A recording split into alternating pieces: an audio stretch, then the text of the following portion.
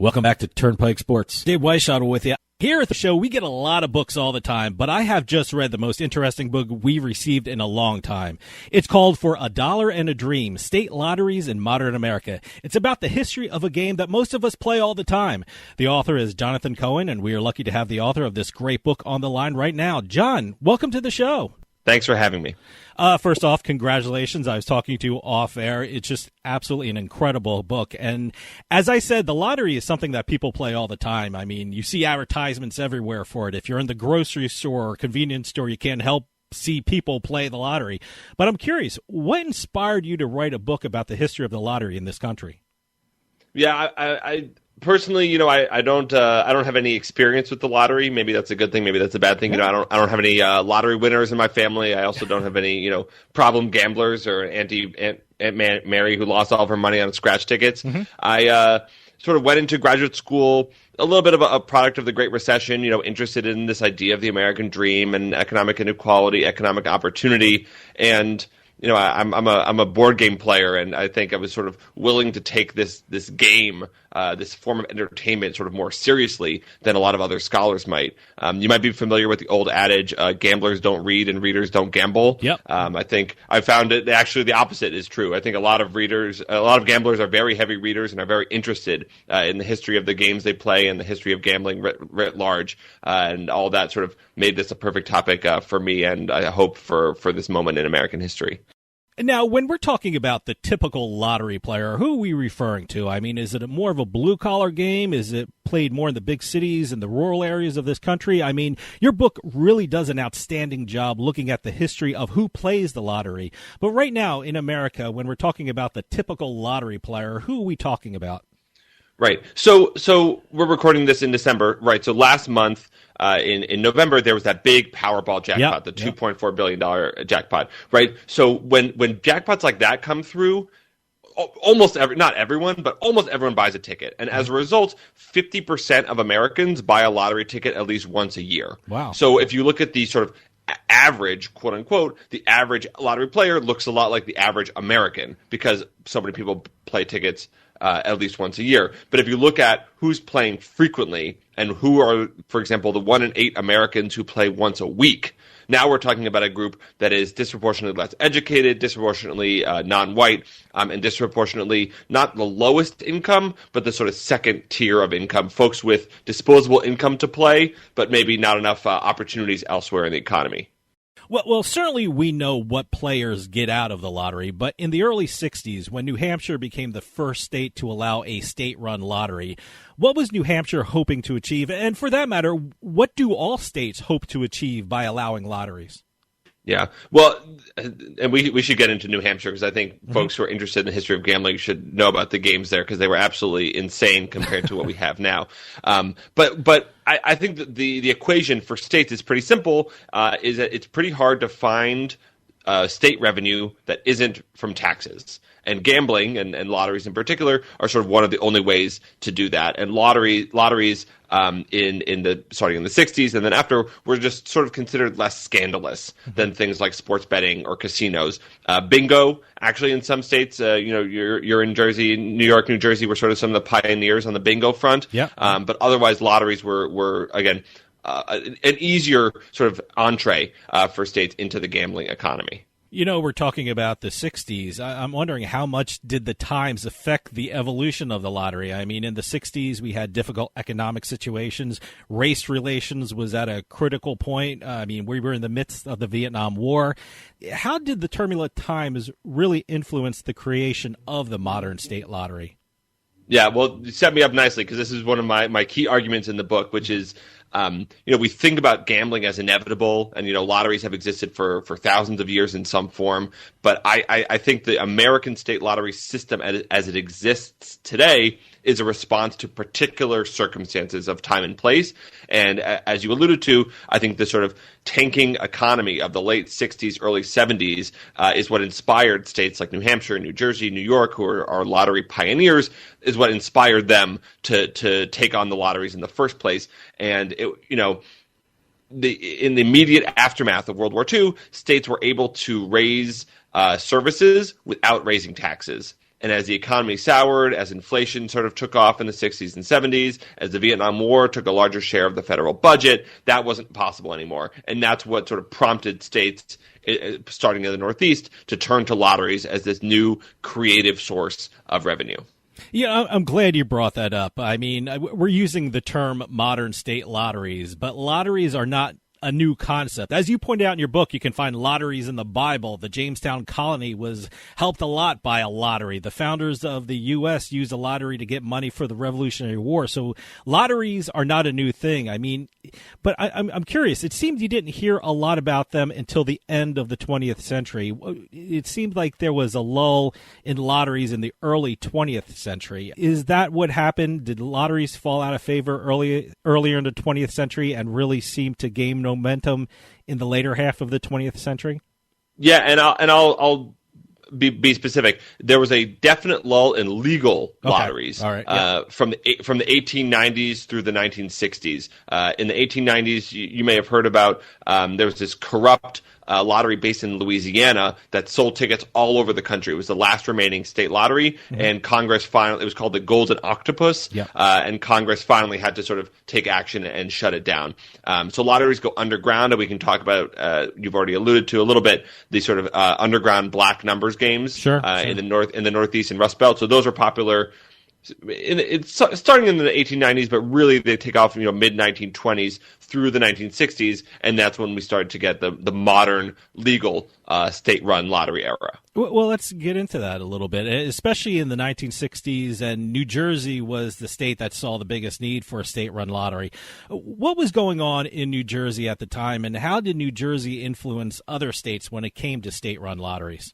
Yeah, so New Jersey is suffering a worse version of a problem that other states are experiencing, which is that the state needs more money, but voters are already sort of suffering under their tax burdens and don't want to shell out more, so the state needs a way to raise money without raising taxes. And then the other sort of another special situation in New Jersey is the prevalence of these illegal numbers games, especially in Black and Latino communities, but not exclusively. There were a lot of white working class folks, blue collar folks, and working at their factory who would play the daily numbers there as well. So what you get is a lot of Black numbers players who I should say are sort of getting harassed by police. These games are illegal, and the impetus for a lot of sort of arbitrary police harassment in urban America. So you get a lot of those folks on one side who want a legal lottery because they think it will end police harassment.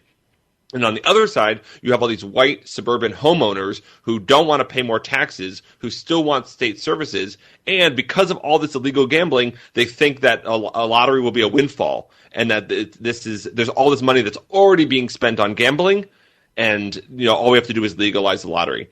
So just to answer the second half of your question, New Jersey solve some of these problems. The New Hampshire and the New York lotteries, the first two, were just absolute duds. The games were so complicated. They're based on these historical horse races, and they're sort of like raffle type games. It's just not even worth getting into. And the tickets are expensive. You have to write your name on all of them.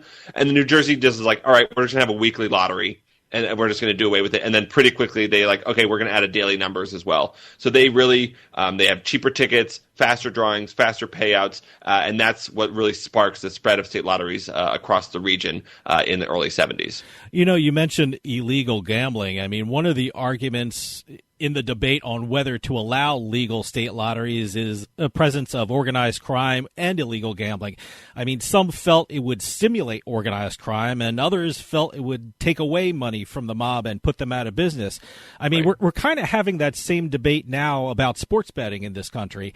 Has either side of the debate been proven wrong or right, or is that still to be determined?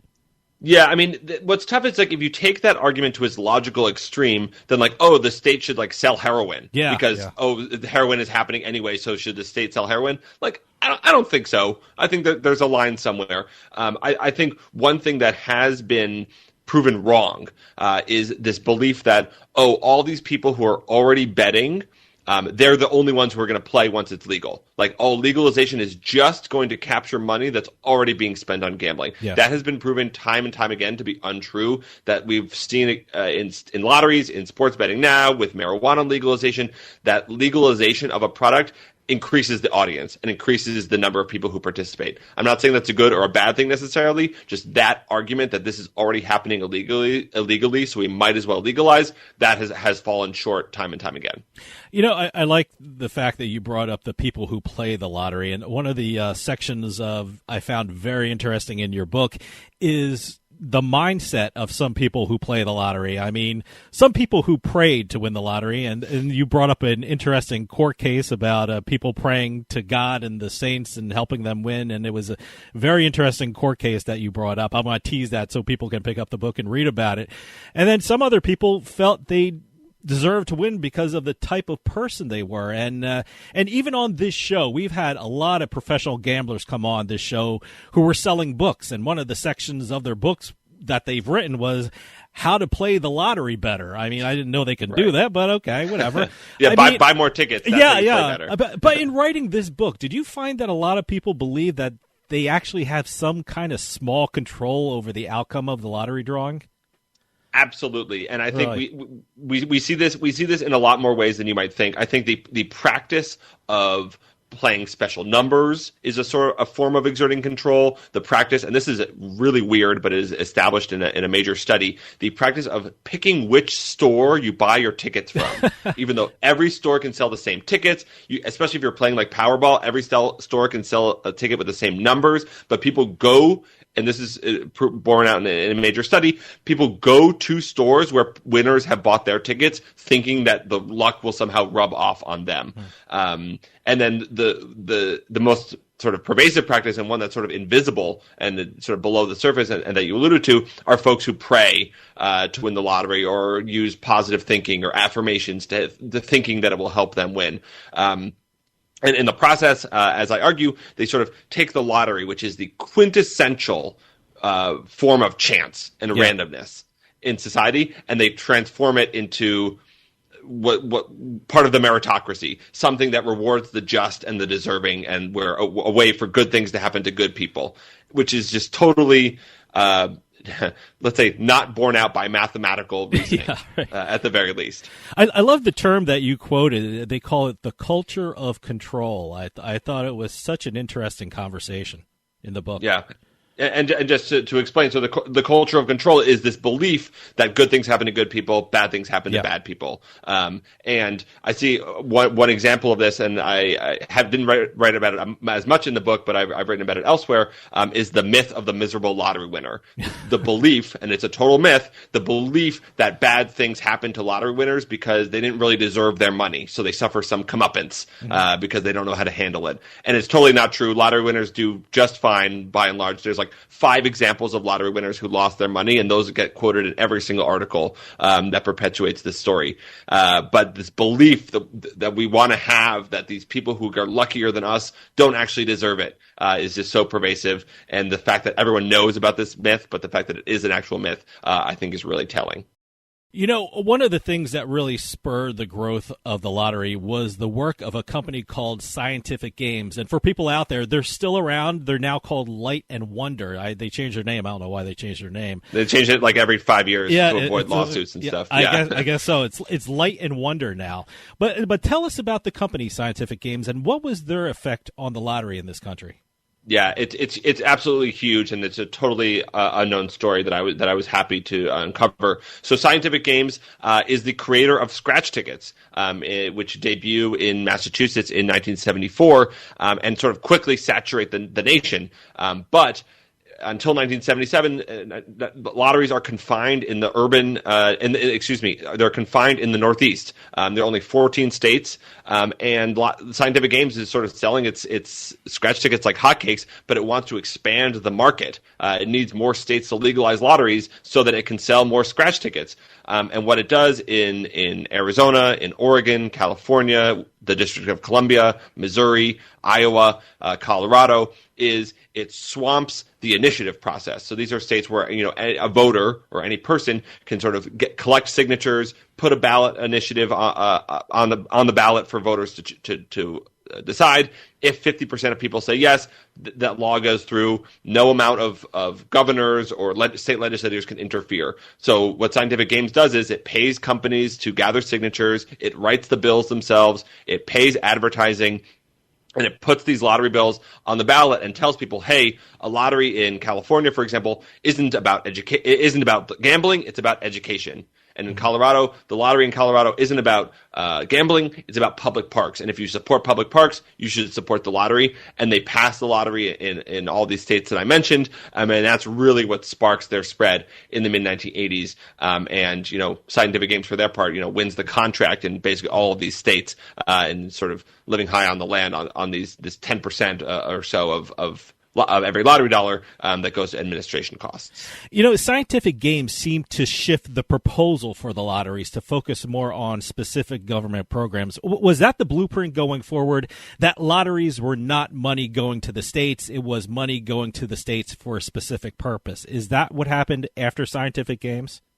Yeah, that's about right. I mean, in the 60s and 70s, and the quotes that you've seen from New Jersey are just crazy. People really thought that a lottery was going to solve all of their state's financial problems. They really thought it was going to be, they were never going to have to pay taxes again because there was going to be a lottery. And evidence by the late 70s shows that that's just not true. So rather than sort of put the money in the general fund for, it'll make a small difference, but it won't really change anything. What Scientific Games does is particularize the promise of the lottery. They say, we're going to help this one specific program. And that's what's on the ballot. And so, yes, you're exactly right where they make it more specific, and to their credit, it absolutely works because they win basically every vote that they get involved in. Now, Scientific Games is a private company. How much did the private sector affect the growth of the lottery in the United States? Yeah, that's an interesting question. So as I mentioned, around 10% of every lottery dollar goes to the administration costs, and that includes advertising. There's another, I should say, 5 to 6% that goes to the retailers that sell and cash tickets. So without retailers, and it took a little while, but eventually sort of lotteries settled on convenience stores, grocery stores, liquor stores as sort of their stable base of retailers. Without those kind of that kind of built-in market, the lotteries would have spread a lot more slowly, or the lotteries would be a lot smaller than they are today. And sort of similarly on the back end, a lot of these companies, not just Scientific Games, but some of their competitors and even some smaller companies along the way, were really integral in providing, computer services, ticket services, advertising services that helped lotteries grow. Because if you think about it, this is a brand new industry when it starts, and these companies have these state officials. A lot of them are former FBI officials, because states are so worried about organized crime that they bring in all these FBI agents to run the state lotteries, and they have no idea how to run a gambling game. They don't have, they have no background in this stuff, and it's these companies who are able to sort of kickstart the process, and then ultimately sort of they have a lot of say in the process, and they're the ones who are innovating and creating new games, creating new ways to play, creating new cost of tickets, dividing new advertising, and they're really an understated and overlooked part of the American gambling economy. Now, you mentioned the Powerball jackpot a couple of weeks ago, and recently lottery jackpots have grown to astronomical levels. I mean, when I was growing up in New Jersey, New York area, I remember the news reports and all the hype around Lotto and Lotto Mania that you referred to in your book. You brought back memories. When it came of the $40 million jackpot that would freak everybody out, and nowadays, $40 million is like you don't even get out of bed for it. I mean, but I was in the store a couple of weeks ago, and someone was in front of me, and they asked their friend, "Are you going to buy the lottery?" And they said, "No, it's only $20 million this week." I was like, "What are people thinking?" But when it comes to prizes offered, what's changed in the business practices of the lottery to allow these prizes to get so big? I mean, were people just expecting bigger and bigger prizes as time went on? Is that what they had to do to accommodate their customers?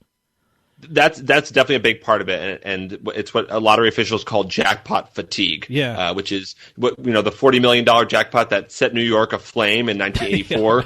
Now that's just sort of the starting point, or until 2020, that was a starting point for Powerball and Mega Millions. On the business side, on the industry side, a lot of it has to do with the rise of multi-state games. So what you're recalling from New Jersey and New York, these were only in the states themselves. And states did have a little bit of an arms race where New Jersey would lower its odds of winning to help create bigger jackpots, and then New York would lower its odds of winning to create bigger jackpots. So they were sort of competing with one another. And then eventually states started banding together. year. And in 1987 is where we get the sort of a game called Lotto America that is ultimately going to become Powerball. And this is a group of small states who basically can't compete with all the big states nearby to offer bigger jackpots. And eventually, nowadays we have Powerball and Mega Millions, both of which are available in all 45 lottery states, which is how we get these astronomical jackpots. I'd say the other factor is the absolutely terrible odds of winning, but people don't really care about the odds of winning. They just care about how big the jackpot is when they do win. You know, we talked about the media, but I'm curious, what was the effect of advertising on the growth of the lottery? I mean, I'm here in New Jersey. I get all the lottery ads from New York, New Jersey, and Pennsylvania. By the way, Pennsylvania actually has a recurring character in their lottery ads, Gus the Groundhog, who is the second most famous groundhog in Pennsylvania after Punxsutawney Phil. But how did advertising affect the growth of the lottery? Yeah, well, I would say lottery advertising today, maybe Gus aside, is a lot more tame than it used to be. Okay. It used to be really in your face. It used to be really like, hey, you're going to win the lottery, or hey, winning the lottery is really fun. You should buy a ticket. And lotteries have sort of calmed that down, in part because they know they can't keep promising people a jackpot when people sort of generally know the odds of winning are terrible. But that definitely helped inculcate the desire for wealth, the desire to win, and advertising absolutely helped make lottery playing a daily or weekly or monthly practice for a lot of people. The other side, and we can get into this in more detail, is the lottery has created a belief, a mistaken belief, but a belief that the lottery is solving all of states' financial problems, or that the massive share of lottery dollars goes to the state, which is not the case. And that has sort of warped people's belief about all the good the lottery does or doesn't do, and then how much states have to work with on the financial side, thanks to the gambling world. Well, let's talk about a state that's been in the news recently, and it was a very interesting topic in your book, For a Dollar and a Dream: State Lotteries in Modern America, was the effect of the issue of the lottery, what it had on the effect of the politics of Georgia. I mean, Governor Zell Miller won an election because one of his main issues was the lottery. In fact, he called his election the referendum on the lottery. And he also had the HOPE program, which was an important program when he was governor, which involved the lottery. Tell us about the effect that the lottery had on the state of Georgia.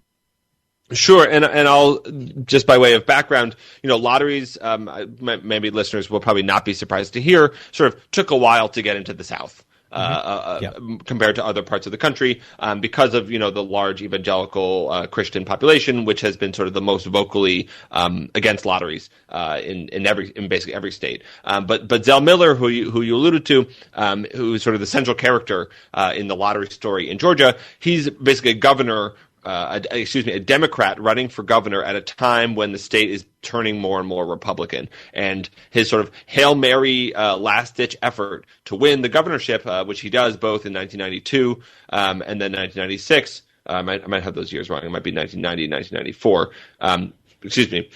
What he does to win two gubernatorial elections is he basically bets everything, pun intended, on the lottery.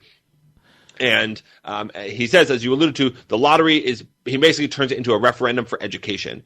And this is sort of the genius part. It's not lottery for education in the way that it is in New York. And in New York, every lottery dollar that goes into the education fund, one standard dollar comes out. So the lottery doesn't actually help education. It doesn't supplement money that's spent on education. It just supplants it. And Zell Miller says, I'm going to fix that by creating these brand new education programs that are going to appear out of thin air once we enact the lottery. And there are two of them. One is universal pre-kindergarten programs, which are great, and I think more states should look into. And the other, as you alluded to, is the Hope Scholarship, which is an in-state college tuition grant for Georgia students to go to Georgia universities. So this is meant to sort of inspire more kids to go to college, and then especially inspire more kids to go to in-state colleges and universities. An ironic result, a consequence, is that because it's a merit-based scholarship rather than a need-based scholarship, we get a lot of poor, black and brown, low-income families who are buying lottery tickets, and the people going to school on the scholarships are disproportionately white, middle-class suburbanites. That's a separate issue that we can get into, but it is totally the Hope Scholarship, and anyone you know from Georgia is familiar with the Hope Scholarship, has totally changed the politics and the economics of education in Georgia for the last 20-plus years. You know, what was interesting to me was the incredible growth of the lottery in this country, to the point where there are only 5 states that do not have a lottery. Those states are Alabama, Alaska, Hawaii, Utah, and surprisingly, Nevada. Do you see these states ever get in the lottery, or is they're just holdouts and they're never going to accept the lottery in their border? So Alabama's been trying to for almost 20 years, or over 20 years. They elected Don Siegelman governor in 1998, sort of on the promise of the lottery, and then the following year, voters rejected a referendum for a lottery. So I don't know what's going on down there. Mississippi enacted a lottery in 2018, so I thought that would sort of spark Alabama to get its stuff together, and so far it just hasn't. Utah, Hawaii, you may know, are the only 2 states without any form of legalized gambling altogether. Mm-hmm. So I don't think it's in the cards there. Alaska has very limited tribal racing, tribal gaming, and dog racing, but I don't think the geography of Alaska is particularly well suited to a state lottery. Though I also felt that way about Wyoming, and then they proved me wrong. So what do I know? And then Nevada. I mean, you said it's ironic. I think the casino operators and anyone who's been to Nevada knows there's slot machines and blackjack machines in every supermarket. They don't want competition for that dollar. So that's I don't think it's happening anywhere other than Alabama, which I would keep my eye on for the next couple of years. Do you think the lottery achieved what the states hoped it would achieve for them? Has it reached its goal, or has it fallen short of some of the promises the states have alluded to for the lottery? Yeah, it's a good question. On paper, they've achieved their goal in that they've raised, I think by last I checked, it was like $252 billion over the entire lifetime for states, which is great, and that's a lot of money, and that's a lot of money Americans would have had to pay in taxes that they didn't have to. But it has absolutely not met the promise in terms of what the expectations were, and that's partly the fault of the fact that expectations were just so high. Mm-hmm. And the hopes, whether in New Jersey in the 60s, in California in the 80s, in Georgia in the 90s, that a lottery was going to solve all their states' budget problems, solve all their states' education problems, create this brand new scholarship, which actually did not exist before and does now. So yes, on the one hand, they've raised a lot of money and it's been great. On the other hand, compared to what states expected, what they hoped for, compared to, how the lottery is only a relatively small share of states' total income, they've absolutely fallen short. Where do you think the lottery is headed in the future? I mean, I'm of the age where if I bought a lottery ticket, it's either at a grocery store or a convenience store. But now people are buying tickets online through things like Jackpocket. Is the lottery headed online, or will people continue to get tickets from the stores or the grocery stores and convenience stores? Where do you think people can expect the lottery to go to in the future? Yeah, I think that's a good question. There are definitely, I think that we're always going to have the in-person component, and there are always going to be folks who want to sort of feel the scratch ticket in their hands, kind of thing. Lotteries are absolutely pushing both online and then also in some states. I'm from Massachusetts originally, where until very recently you could only buy tickets in cash. And they're trying to sort of move us into the cashless economy. Online definitely seems to be the future, but I actually don't know how well it's going to go, because indications are that Gen Z and millennials are just not interested in lotteries to the degree that older generations are. I wonder with things like with crypto, with Robinhood, with sports betting now, if that revenue is just being spent elsewhere, and folks feel like they have a better chance. Or a better chance at winning in some of these other places, where they also, it's not a total crapshoot, pun intended, as to how much they're going to get back. So the states are going online with the attempt to appeal to these bettors, but I think there's going to need to be more done if states want to get younger folks on the line. There's going to need to be a lot more than just creating a new app to do so. Jonathan, we're running out of time, but where can people pick up your book For a Dollar and a Dream, State Lotteries in Modern America? And if you have a website or a social media address that you want to give out, please feel free to do so. Sure. Thank you. My website is just jonathandcohen.com. Book available anywhere books are sold, including Audible, where there's a great audiobook version. And I'm always happy if folks have lottery stories, questions about lottery history. I'm always happy to meet with folks and conduct interviews like this one and answer questions about what I think is a really important topic that reveals a lot about American society and American culture. Jonathan Cohen, author of For a Dollar and a Dream, State Lotteries in Modern America. Thank you so much for coming on and talking about the book. The lottery is something that some people play every day, and it was so interesting learning about the history behind the game. Thanks so much for your time. Thanks so much for having me. And that'll do it for us this week. We'll see you next time on the Turnpike.